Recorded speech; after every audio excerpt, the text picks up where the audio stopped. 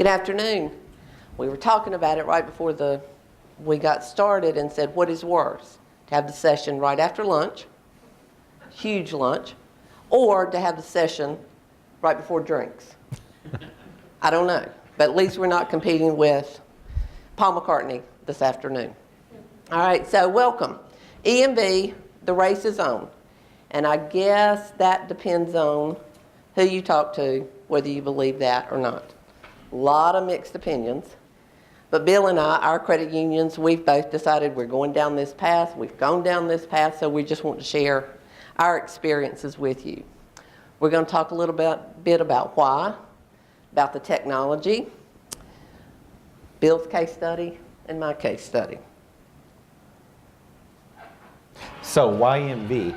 There's a lot of reasons, and it's not just all about liability shift, which Leanne's going to get into in some good detail. But the secure chip there stores a lot of good payment information that you just don't get on a magstripe card. Also, that card, they burn a unique identifier in there. So, the ability to prevent fraud and counterfeiting it explodes exponentially if you're using a chip card as opposed to the traditional magstripe. There's also additional cardholder verification methods when you offer this. It could be chip, PIN, signature, all sorts of things. And the last thing is this offers online and offline verification. And this is actually key to the business case that Europe used when they implemented EMV, because they didn't have the advanced authorization systems that we have enjoyed for years in the United States, where you just swipe, makes a little phone call or whatever, and it comes back. They have a lot of offline terminals there still. So that was really part of their business proposition for going with EMV.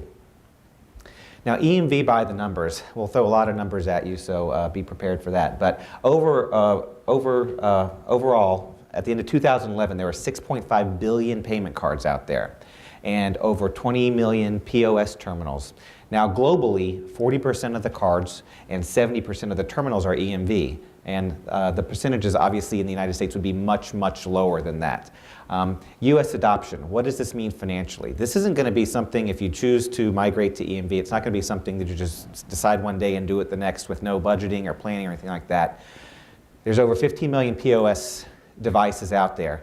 It'll cost nearly $7 billion for merchants across the country to replace all of those. There's about 360,000 ATMs out there. Upgrading, replacement of those, 500 million. The cards themselves, imagine, if you will, you've got a portfolio of 100,000 cards. Now you have to replace each and every card. Not only do you have to replace it, you've got to mail it to the member, no matter where they are, that type of thing. Oh, and there's pins for all those cards too that are really critical to making those cards work. So double your postage right there. So just the costs associated with this can be a little bit daunting. So you need to sort of step back, take a breath, and realize it's going to be okay. I want to share with you real quickly Canada's experience, because Canada is probably the most similar to us in terms of countries that are adopting EMV. And their business model for it, again, a little bit different from the European business model, more like our business model. One thing they noticed, and Leanne's going to talk a lot about this, is how cards were impacted by fraud once some countries went to more of a chip card system. So Canada early on decided to migrate to EMV. And in their experience, from an ATM perspective, about 45% of the terminals there were able to upgrade. So they had later models that were modular, so they were able to just add something onto those ATMs to make them work. About 50% of them had to be replaced. Now, if you're a credit union with a large footprint in ATMs, you know that the budget implications of that are going to be pretty staggering. And then about 5% of the terminals are retired. The good thing is a lot of the ATMs that people are buying now can be upgraded. Some more information about Canada. If we look at those same figures of how many need to be replaced, look at the figures we're talking about here. Over 135,000 ATMs to be upgraded. Now, you may have a great relationship with your vendor, and they may do an ATM upgrade in 10 minutes.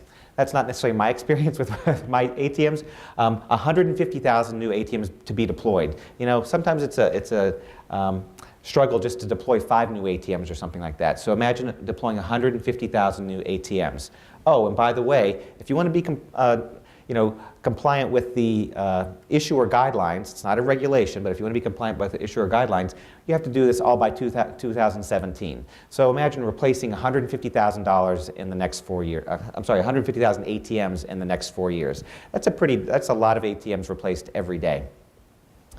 a little bit more about Canada. Here's some key dates from the Canadian experience, and Leanne's going to cover the key dates for the US, but this will give you a little bit of a insight into how long it took them, and we're going to be a little bit accelerated here in the US. But they planned way back in 2003, I'm sorry that slide's hard to read, but back in 2003, that's when they committed to doing the EMV migration.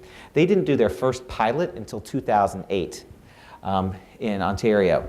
And then in 2011, 2012, 2015, that's talking about the different liability shifts of when the liability for fraud would shift from merchant to the issuer or vice versa, that type of thing. So you can see this whole process from 2003 to 2015 is a pretty long time. And one thing, I'm just going to give you a little anecdote that I like to talk about Canada, because I was in Canada last month, and I was out with some friends for drinks. We're sitting on a sidewalk cafe. And I said, oh, I'll buy this round. And so the little waiter comes up with his handheld thing that you stick your card in. And I said, I'll get this. And my Canadian friends laughed. They said, you're an American. You don't have a chip card. And I said, aha, yes, I do. And I pulled out a card similar to this. It has a nice little chip in it. And they were blown away because they said, no Americans have chip cards. And I said, well, you haven't talked to me and Leanne. So they were very impressed with that. So again, 2003 to 2015, it took a pretty long time. In America, unless things change, if you believe what you read now, the process is going to be a little bit accelerated from this. And Leanne's going to talk a little bit about fraud now. There you go. What has traditionally happened in all the countries as they have migrated, counterfeit fraud, or fraud in general, has moved from physical piece of plastic to card not present. And I bet everybody in this room has seen the upward trend in their card not present fraud already. So that's going to be another issue that the industry is going to have to deal with, and deal with quickly as we move. Another, result of migration is as countries migrate, the fraud comes in to the countries that have not yet migrated. So you see fraud migrating into the US. That's why we have that big target right there on us, and it's only going to get greater and greater and greater.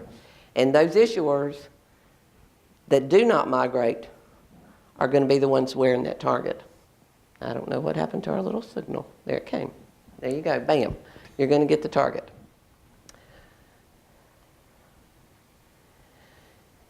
In the UK, fraud dropped 25%, and it's continuing to stay at a very, very low level. But what they still see over in the UK is the migration from card present fraud to card not present in the online channel.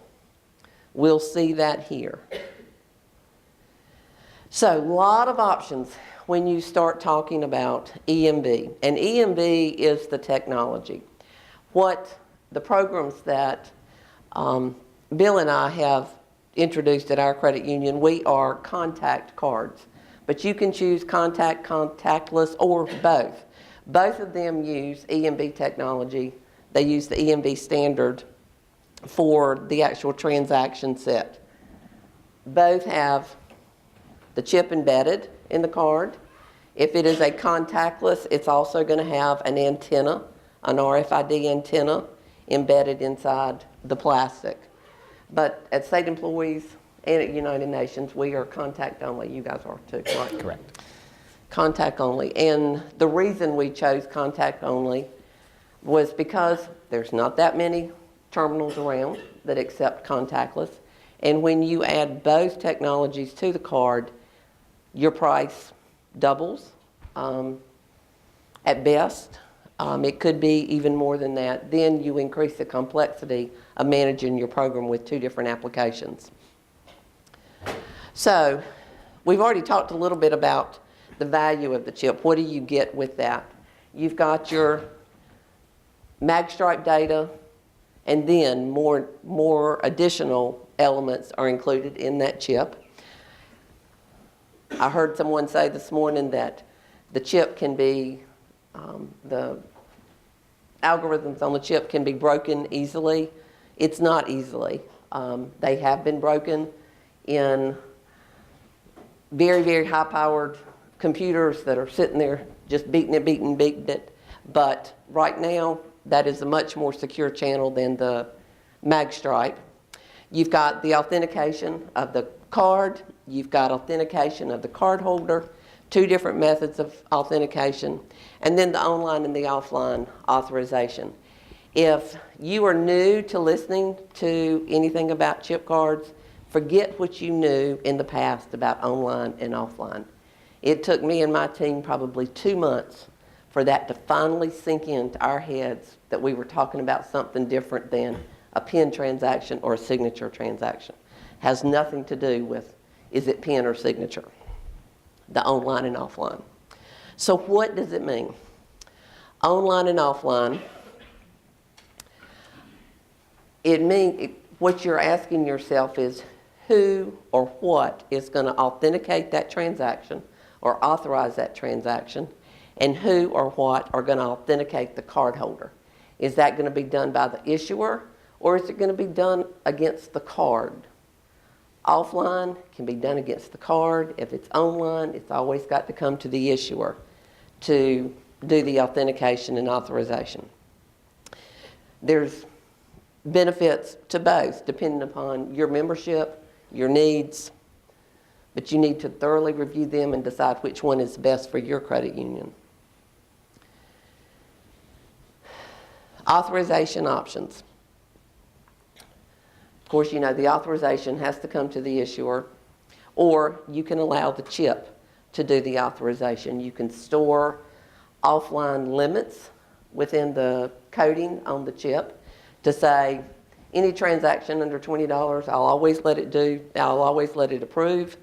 And then whenever the chip has the ability to come online, again, they'll all be forwarded to your host authorization system. Or you can say, I never want to allow anything to be authorized against the chip. It's all got to come to me. But all of that is controlled by the terminal and what capabilities the terminal has. Cardholder verification. Several different options for that. You can choose one or the other or a combination, depending again what your needs are and what your credit union's needs. Online PIN, that is the environment that we are accustomed to here in the United States, that if you swipe your card and you key your PIN, that PIN is going to come to your host system for authentication. That's online PIN. If you choose to do offline PIN, you can actually store the encryption keys or your PIN encryption keys on the chip, on the card, so that when the cardholder keys their PIN, it is authenticated right there against the card and it never comes to your host. There are some terminals in Europe, don't know how many, Bill may have a better idea of how many, but not that many, that will only support an offline PIN. If the terminal cannot support online PIN and you don't support offline PIN, then you have the option for it just to be a signature transaction just like you have today, where you swipe your card and you just sign, or if it's a low dollar transaction, swipe the card, get your receipt and keep on going. Or no cardholder verification method at all, which is the low dollar transactions that we see here in the U.S. But I think it would be safe to say in the U.S. as the migration occurs, our environment here will be online PIN because that's what we're already accustomed to. We have the infrastructure in place for it. The networks already support it. Chip and PIN, of course, PIN is authenticating your card holder. Chip and PIN is the most common option in Europe, not chip and signature. U.S. issuers, that's what we talked about. You have a lot of options. You have to study what your members' needs are, what your cardholders' needs are, and decide which one best meets your needs. Dates. We talked about the dates in Canada, and the dates here in the U.S. are going to be accelerated much quicker than what happened in Canada. MasterCard and Visa both have announced all these key dates.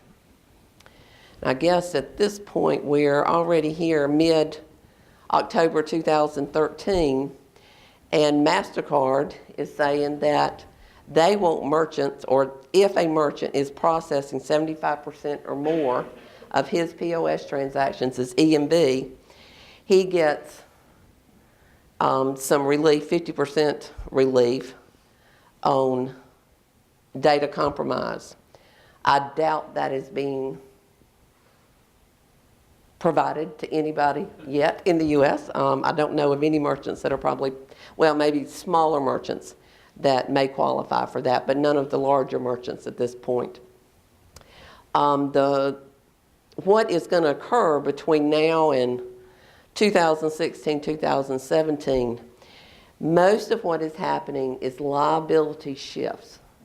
It is not necessarily mandates, okay? It's not mandates for the issuers. It is mandates for merchants. It is mandates for processors.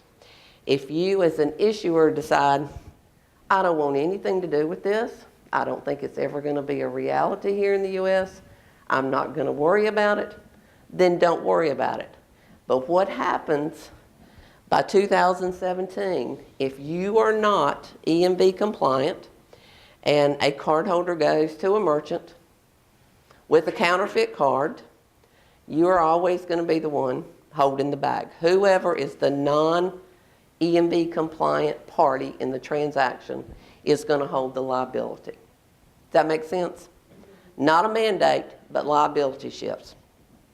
ATMs have got to be compliant by 2017, and automated fuel dispensers. That's the dates they're throwing out right now, subject to change. More than likely will.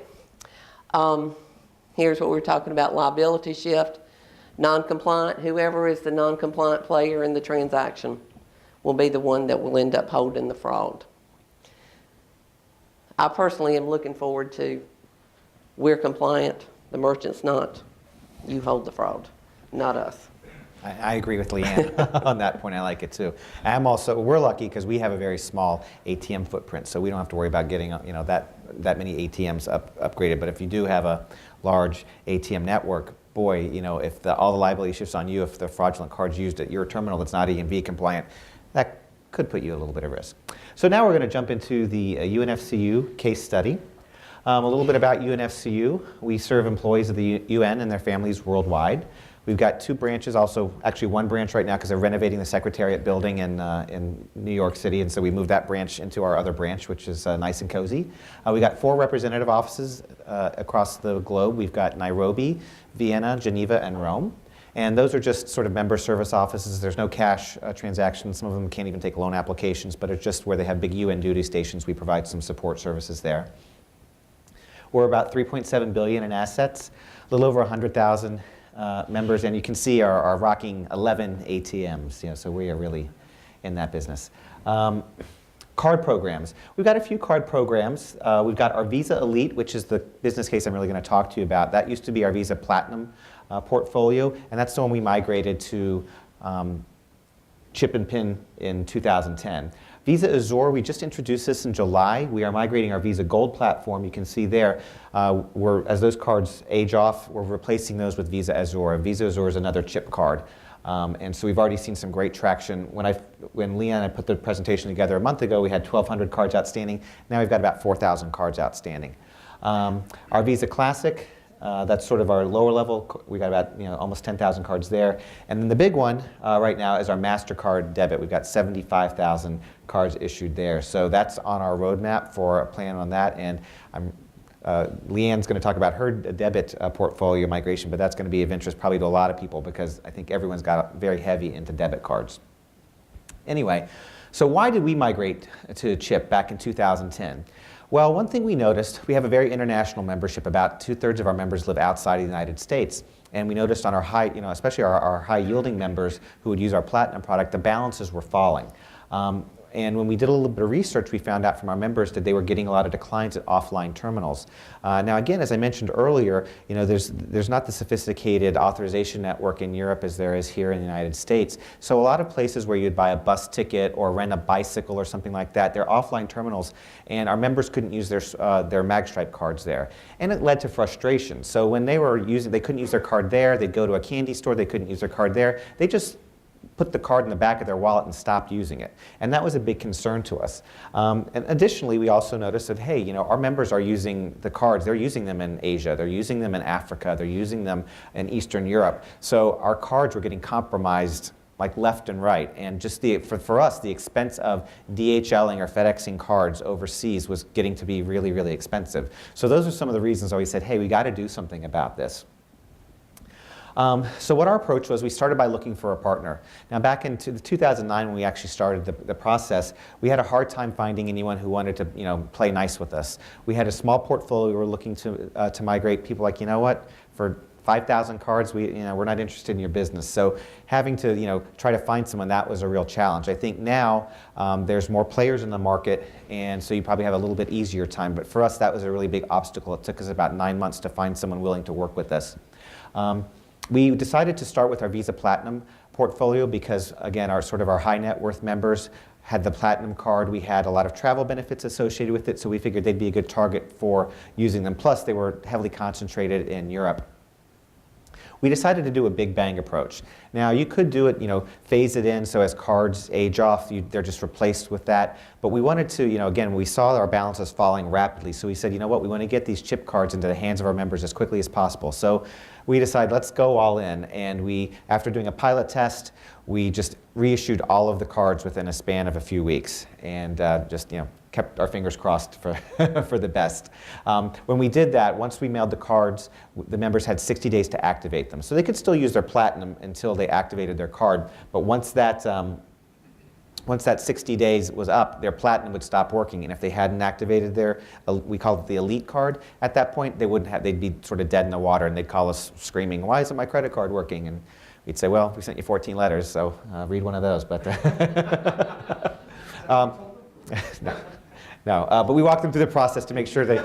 The biggest problem we had was members, because they got the card, they just didn't remember where they put it. They're like, oh, I don't need this, and they just put it aside. So trying to get them to find the card. Once we did that, we could activate it for them. But and then educating some of the members about it. But then we also had to accommodate chip and signature transactions because we do have members in the United States, and talk to most consumers in the United States and say, hey, do you have a chip card? They're like, well, what are you talking about? So we had some interesting scenarios there. Some major challenges. As I mentioned, finding willing partners was hard. Also going through the Visa certification because the vendors we work with were the first time working with some of the certification partners we use. So that was, that process was a little bit clunky. The first time you do anything, you learn and improve. So that was a little bit painful for us.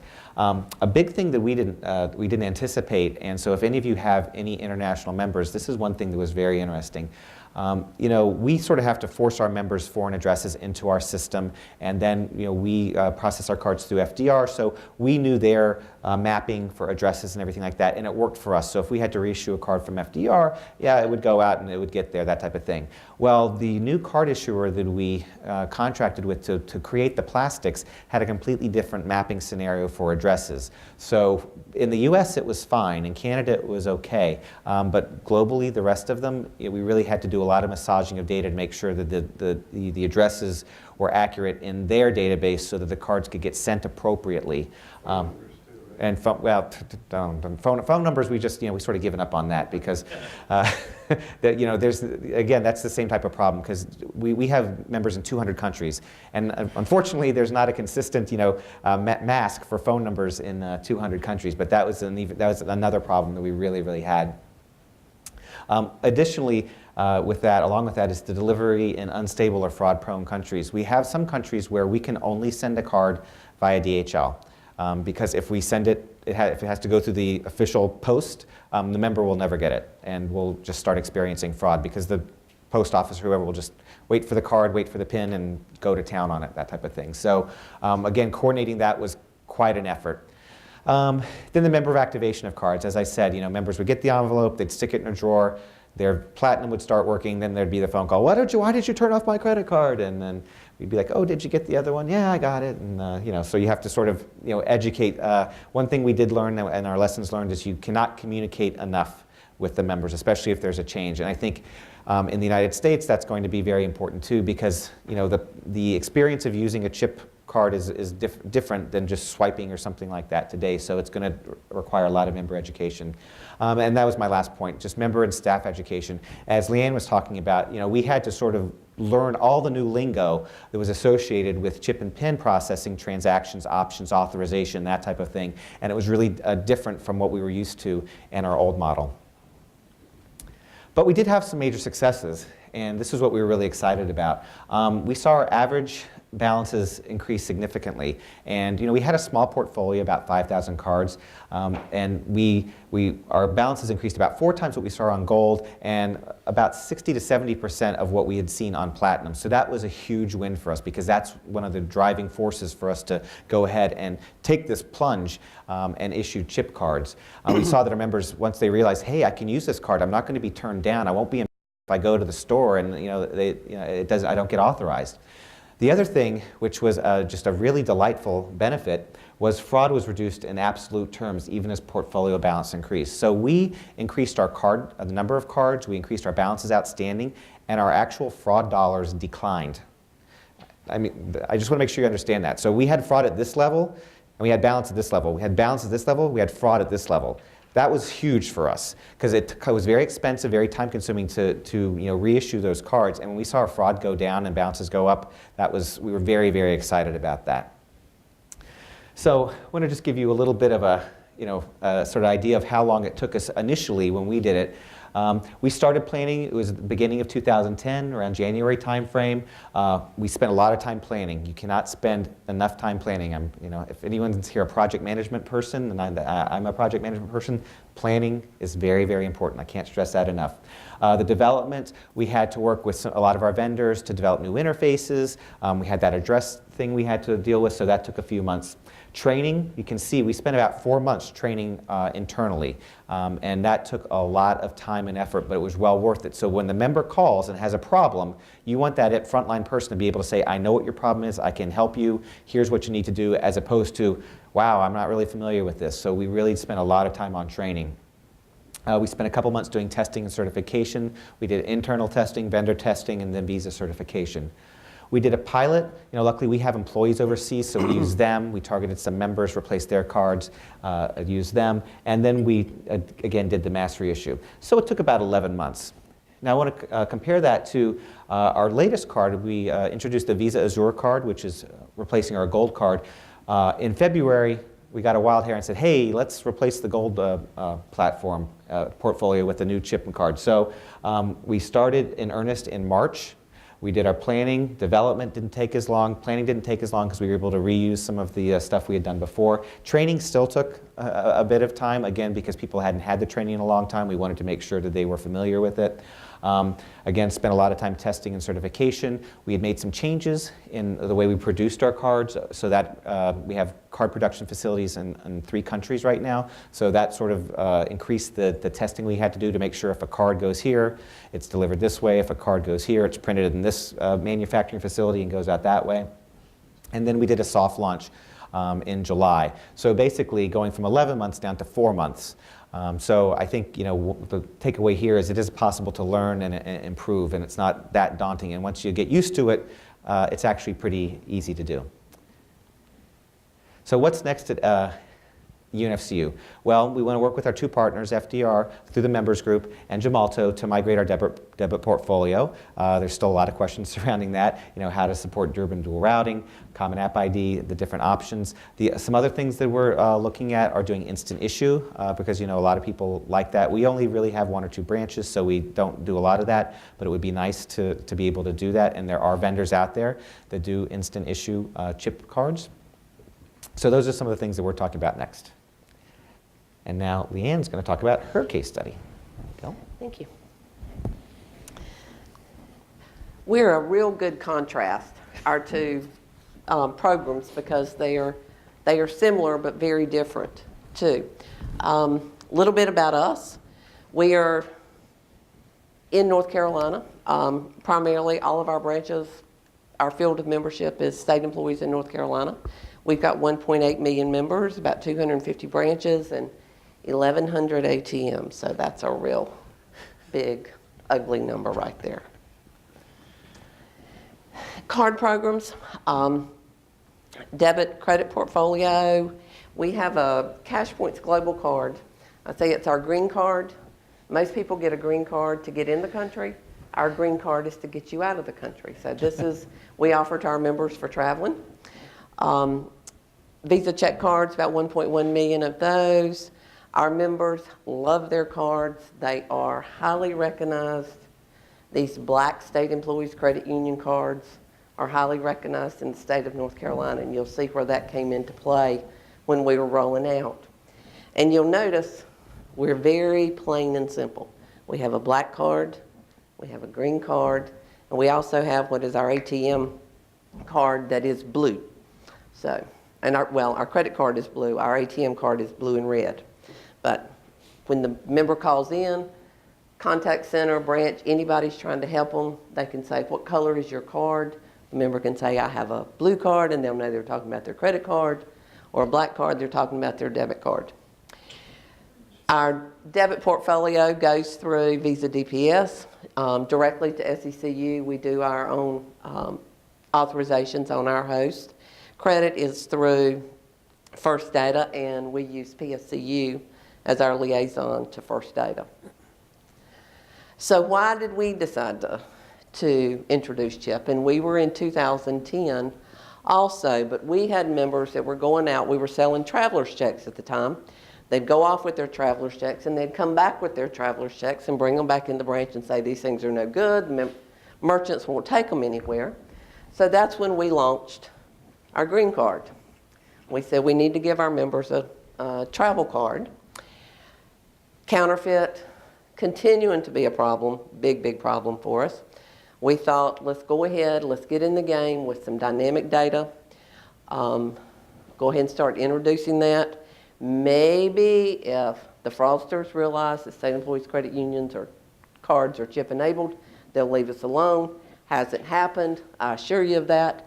But it was still part of our thought process. And the fraudsters just continue to get smarter and smarter. So what did we do? The first thing when we started talking about it is we talked to vendors. We brought everybody in we could get to come in the door and sit down and spend an hour or 2 hours or 3 hours with us, talking to us, educating us. And if you have this on your agenda at any point in the future, start doing that now. Start learning what you're doing, learning the lingo. Online, offline, we've already talked about that. So we started with a phased approach. Our green card, when we had rolled out the Cash Points Global, and then we said, well, the members that are going overseas, they still need to be able to use CHIP. So we started our program on the Cash Points Global card, and I was giving our CEO an update one day and telling him where we were and what was going on with the project, and he said, well, couldn't you do it cheaper if you just go ahead and reissue all the cards? Wouldn't it be simpler if you just go ahead and do all the debit cards? And I said, sure, we can do that. So that was our justification for doing all of our debit cards when we rolled out debit. Very simple as that. I didn't have to write any massive proposals to say it's going to save us whatever, because it really didn't. But that's how we started. May 2010, started our vendor discussions. We were ready to do an employee pilot in December of 2010, and we sent out and said, we need volunteers. Anybody that's traveling overseas, they wouldn't let me go anywhere to pilot, but we had to find employees that were traveling internationally, and we gave them a card and gave them a very specific script of what we wanted them to test. Sent employees out, or they went off on their fabulous vacations, came back, reported to us, this is what worked, this is not what worked. We found in that very first pilot that we had some problems. There were some problems in the routing of transactions, most specifically in the ATM through the Plus channel, where the hops from Visa to Plus were not clean. Some of the configurations were not right, so we had to make some changes. find more employees traveling again, and do another pilot. Once we felt like we had everything good, everything ready, we converted our cash points global, and then we started on our debit portfolio. So our chip and PIN rollout, we are utilizing Visa chip services. Are you guys using on behalf of services with Visa? I don't think or is so. it coming through It's coming FDR? Through FDR. I'm sorry? On behalf of service with Visa. Yeah, so they authenticate the cryptogram for us in the chip and then pass the results on to us. If the cryptogram fails, of course, they'll decline the transaction. But we support chip and online PIN only.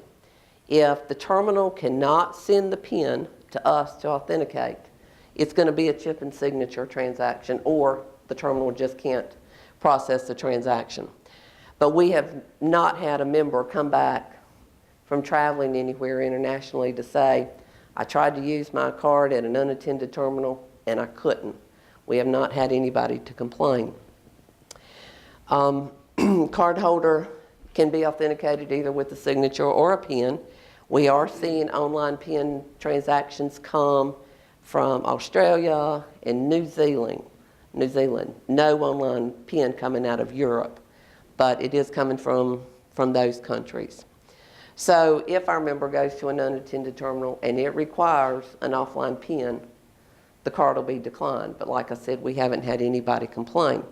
And we chose this program or this order for our cardholder verification because we felt like that would suit 99.999% of the traffic that's going to occur on our members' cards, since we are predominantly here in the U.S.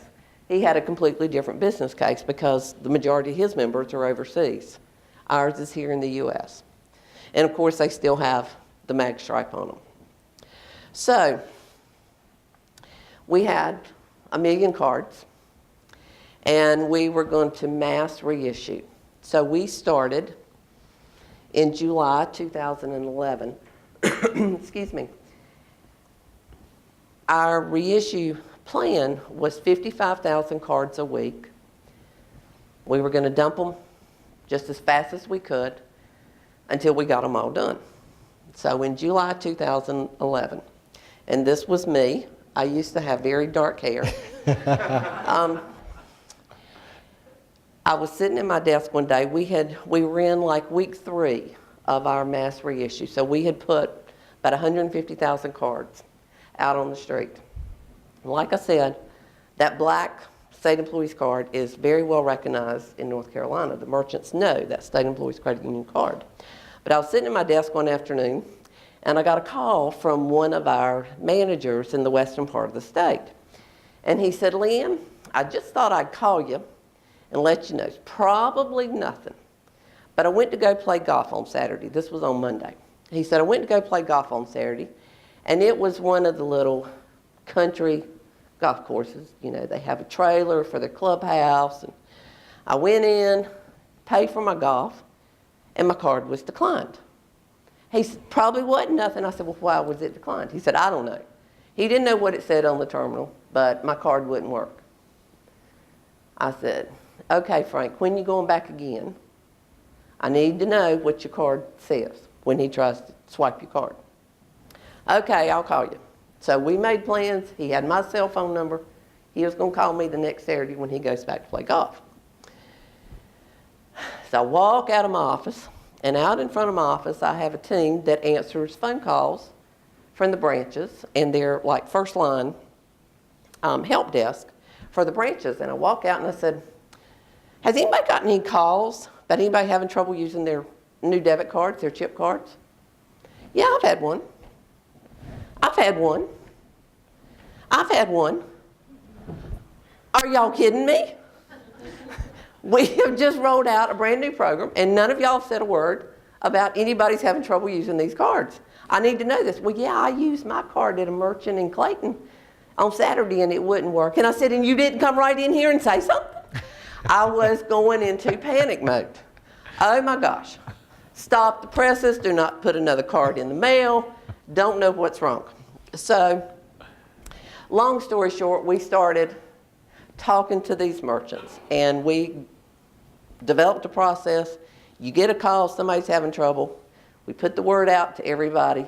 We need the merchant name, we need the phone number, card number, so we can look at the card and see exactly what happened and call the merchant. So, the little golf course, I ended up calling that merchant that afternoon. And I said, can you pick up your terminal and look at it? And he said, sure. I said, pick it up and look at the bottom. Does it look like there's a little slot in there? Oh, what do you reckon that's for? I said, that's to put the card in. Okay, well, we'll try that.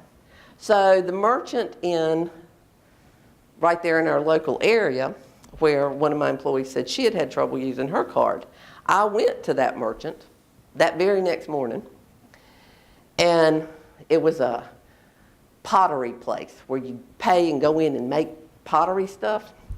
And I told the girl I needed to buy something. She says, well, we don't sell stuff. I said, charge me $1. Pretend you were selling me something for $1. And so, tried her terminal. And what happened, these merchants, they had chip-enabled terminals where the card could be inserted. But the terminal did not know it was chip-enabled, or the software in the terminal did not know it was chip-enabled. So when you swipe a chip card, there's a code in the mag stripe that says, I'm chip-enabled, use the chip reader. You cannot use it as a mag stripe. So the terminals were smart enough to know, I've got a chip reader in my terminal, so you've got to treat this as a chip transaction. But their software couldn't handle it. So when the transaction would go up through the authorization path, it would get to Visa, and Visa was trying to authenticate the chip, the cryptogram on the chip, but it was actually receiving the CVV out of the mag stripe rather than the ICVV out of the chip. So the transactions were failing.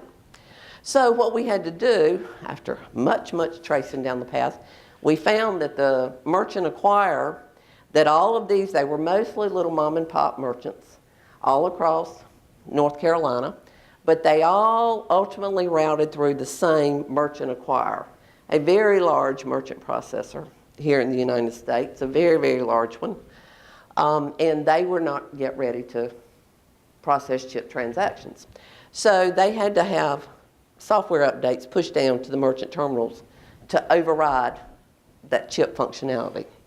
So who knows what you're going to see? We have taken care of it in North Carolina. But if you happen to be in another state, you may run into the same thing. So you need lots of time for testing. Our members have loved it. We have gotten very positive feedback from all of our members, majority of our members. I did have a member last week, a couple of weeks ago, that was in Japan, and he was having trouble with his card working, and we do not know why. That's probably one of the most frustrating things, is when you've got one that doesn't work and the member is 10,000 miles away, you feel helpless because you don't know what to do. If they're in a chip-enabled environment and the card's not working, you can't say, well, just do this. We ended up finding him some U.S. terminals in Japan, and he was able to get cash so that he could finish his trip. But we'll look at the chip when he gets back. He'll return the card to us.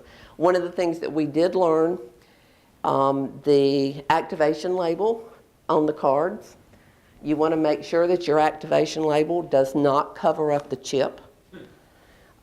We had to change our activation labels to make them shorter and fatter so that they wouldn't go over the chip, because if there's any residue that gets left on that chip, it won't work until it's rubbed off. Just as a little FYI. So what's next? We are working on our credit portfolio right now. We opened a project with FDR and Visa probably been 4 or 5 months ago. What is going to be the delay for anybody now is getting in the queue with the associations, whether it be Visa or MasterCard, because there are so many people wanting to get in the queue. So if you think you're going to get ready, go ahead and put your name out there so you can get into the queue as quickly as you can. ATM upgrades, those 1,100 ATMs, we have just gotten started on a project to totally refresh our ATM network. We're going to be replacing about 850 of those 1,100 machines. And when we're through, the software and hardware will be EMV capable. So we're going ahead and doing that now. Host changes for that EMV support. Visa DPS support, they are our switch. So all of our Plus traffic goes out through Visa DPS. Our members at Plus machines comes back into us. So they have to support that acquiring transaction activity. And then the big one right here. Yes, we are out of compliance with Durbin dual routing, but we did it before Durbin did. So I'm not expecting the Fed to come in and slap us on the hands and say you are out of compliance. However, we were very close, we had started, opened the project. We were going to go ahead and add the MasterCard app to our chip so that we would have the Visa app and the MasterCard app. And then the two associations, Maestro is our second routing network, And then the two associations came to an agreement and they said, okay, well, we'll support a single app that you can route over the other's network. So we had agreed we would go ahead and just move to Visa's common AID. We would add that to our program. And Visa's EMV support office called me when they signed the licensing agreement and said, okay, everything's good. You can go ahead and start your project now to add the common AID. A week later, Judge Leon ruled and threw out Durbin and making everybody go back to the drawing board. So now, the day after Judge Leon's ruling, Visa called me back and said, we're the Grinch that stole Christmas. Don't do anything yet. We got to wait and see what happens with all the lawsuits. So we're not doing anything right at the moment to get ready to support dual routing. We're going to wait and see what happens with all these lawsuits and what the Fed does and what the courts do, and it should be interesting.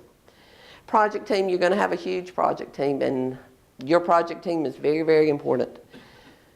Depending on whether you're a Visa or MasterCard issuer, your processor, whoever that is, they are going to be an integral part of your project. Overthrow Technologies, they are our card personalization vendor. They do our Perso for both debit and credit.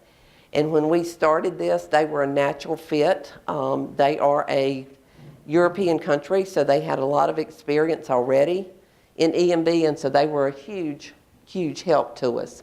CV Systems is our host vendor software. And then, of course, the project team encompasses a lot of people internally, the business side of the house, our programmers, and marketing. Member education, like Bill said, you can't over-educate your members enough. We have advisory boards with every one of our branches. It's a group of 11 local state employees that serve in advisory capacity with each branch. So we did a lot of education with them, with employees. We did newsletters. This was the insert that went out with the cards. And of course, the members did throw the cards away. They threw them aside. We shut the cards down in 45, 60 days, something like that too. So a lot of them got caught. Points to remember. Probably if anything out of what we've talked about, if you're thinking about this, go ahead and start planning. Go ahead and start having discussions with your processor, your vendors, so forth. Learn all these different terms that are a different terminology than what you're used to. The brands, They've got all kinds of little things where they're trying to encourage you to get on board as quickly as you can. So talk to whoever your brand representative is. Okay? It benefits everybody. It won't benefit any of us until we're all playing. Our cards, we're still seeing huge amounts of counterfeit fraud, but until we can take that mag stripe out of circulation, we're going to continue to see that counterfeit fraud. You're not going to see a decrease day one. Bill did because the majority of his cards were overseas. But ours here in the U.S., so long as we've got all those mag stripes still being used here in the U.S., we're going to continue to see counterfeit. Cardholders. Your cardholders like the fact that you're looking after them, and that's how we put it to our members. We're trying to make it easier for them to travel anywhere, have access to their credit union anywhere in the world. Lots of places, lots of information out there. These are two very, very good sources. You've got access to this presentation. We submitted it, but those two are two very, very good websites for educational material. Your processor, your core processor. Is your core processor ready? Okay. Using the on behalf of services from Visa and MasterCard can make it much, much simpler, an easier implementation, and then talking to your peers. Questions? Wow. Wow. Great, okay. I just want to know, who takes care of your cards, your electronic service department or your IT department? Card services. Card service. Card services for us too. Yeah. What are the majority of your ATMs in terms of brand? Diebold. Diebold. Yep, we're on Diebold. 11. 9/11, we're moving. We're changing that. Your green card, is it just a debit card or is it a notable card? Or? It is our flavor of a GPR. Okay, it's actually tied to a checking account that is an all-electronic account. No checks, no overdraft. But No. unlike a reloadable card, it's really tied to a checking account, so it's a debit card. It is a debit card. Yep, Interesting. yep. A little more about that. Because you use that, is that exclusively for people that travel, or is it? No. We, that's what we first introduced it for. But we also say you can give it to your teenagers. We have members that use this for their online shopping because they can put however much money they want in it. I mean, they use it just like a GPR. And Bill, on your credit program, do you still have mag stripes on the card? Yes, we do, and that's where all of our fraud is still on the mag stripe from it. And one last question, I'm sorry, I'm hogging it up.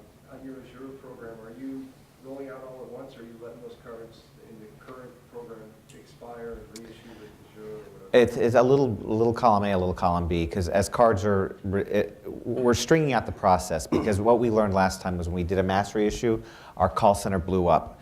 And now I'm in charge of the call center, so I'm watching the metrics a little bit more carefully. But so we're doing large reissues, but we're targeting countries. So we did France and Switzerland first. Then we waited a couple weeks to see if there's any fallout from that. Then we did Canada. So we're doing a little bit more slowly. But as cards, if in the meantime a card comes up for renewal, it'll be an Azure card will be pushed out. But we're hoping to have all of the 22,000 reissued by the end of the year. Yeah. Does your card program have offline authorizations enabled? Can you do offline authorizations? We only do offline in a stand-in mode. So Visa provides stand-in or Visa DPS. It says we know offline standard today. Right. I thought it was something unique to the That is offline authorization, and we do not support offline authorization. Yep. Just normal stand-in. wanting to get it, Right. And then one other question. Good. Does having EMV chips reduce your risk of reissuing cards and the effect of a card breach? No. Nope, because we still got that mag stripe out there. That's it. Yep. You want to keep your cost, be very cautious about your plastics, and you want to order as many plastics as you can at one time. The chip, there is a life. Life expectancy, yeah, that's not the right term, but, the life cycle on the chips. So you don't want to order 100,000 plastics that's going to last you, 10 years. But you want to order as big a quantity as you can. And so you want to keep it as simple as you can. I would ask your card personalization vendor, can they do some type of generic plastic that you can hot stamp or something if to keep it personalized? But a generic plastic that they may offer to lots of credit unions. I have talked to Overthrow about generics because we've got several smaller credit unions that we process for, and the cost of a plastic will be a big issue for them. So. And Leanne's right. I mean, there are significant differences in costs, like the volumes we were talking about with our Platinum portfolio, 5,000 cards reissued. Our per card cost was probably about 30% higher than the cost at her credit union because they were doing 1 million cards. And then when we started talking about more portfolios, the processors are offering us discounts. If we said, hey, you migrate your debit portfolio to this brand, and then we'll give you even more discounts. So as she said, you want to try to get the maximum bang for your buck because those cards are expensive, and you're ordering them in small batch. You could be paying $7 or $8 per card. We did order 1 million cards when we knew we were going to do this. We said, go ahead and order 1 million plastics. And you've got the increased cost in the plastic, plus you've got an increase, there's a cost for encoding that chip. Just like you encode the mag stripe, there's a cost for, and for us that was about 10 cents more a card. Anything else? One quick question. Sure, Derek. You had mentioned at the beginning of the talk about using the chip card in Canada. Do you have any, since you have a lot of international members, I'm assuming most of the ATMs are probably still dual in Canada at this point, but are the majority of the vendors chip only at the POS terminals, or do you find that there's enough of a mix? Or? There is a mix, but when I was in Canada a year ago, and then I was in Canada a month ago, and I could tell there's already a change because I was able to use Stripe maybe a third of the transactions a year ago, and only one transaction I used a Stripe in Canada this time. Everything else was every place I went, the drugstore, the supermarket, whatever, they had that chip terminal right there. I want to be able to make that argument. Yeah. Okay, thanks. Sure.